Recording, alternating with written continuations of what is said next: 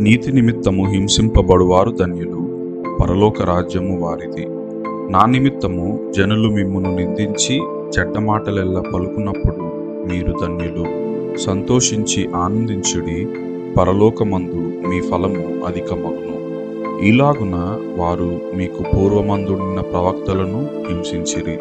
మత్తయి సువార్త 5వ అధ్యాయము 10-12 వచనాలు.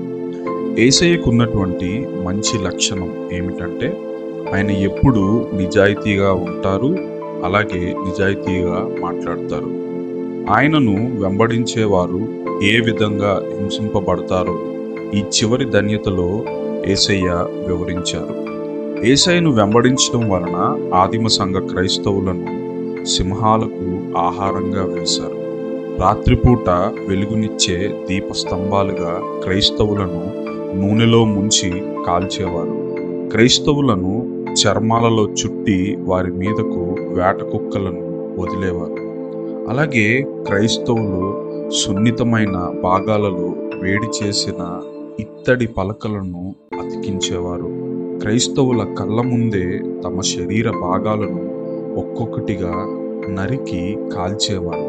కొన్నిసార్లైతే క్రైస్తవులు నొప్పితో బాధపడుతుంటే వారి గాయాల మీద చల్లని నీళ్లు పోసేవారు.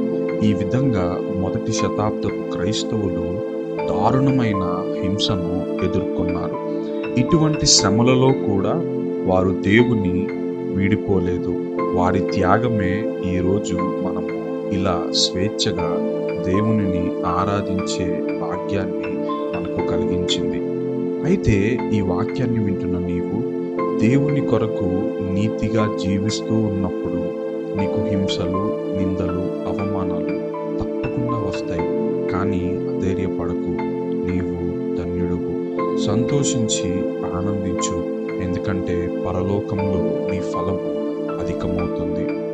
సమస్తానికి కారణభూతుడైన యేసయ్య మన హింసలలో మనకు ధైర్యమును, నీతిగా జీవించుటకు శక్తిని క్రైస్తవులైన మనందరికీ దయచేయాలని ఆశిస్తూ ముగిస్తున్నాను. ఆమెన్.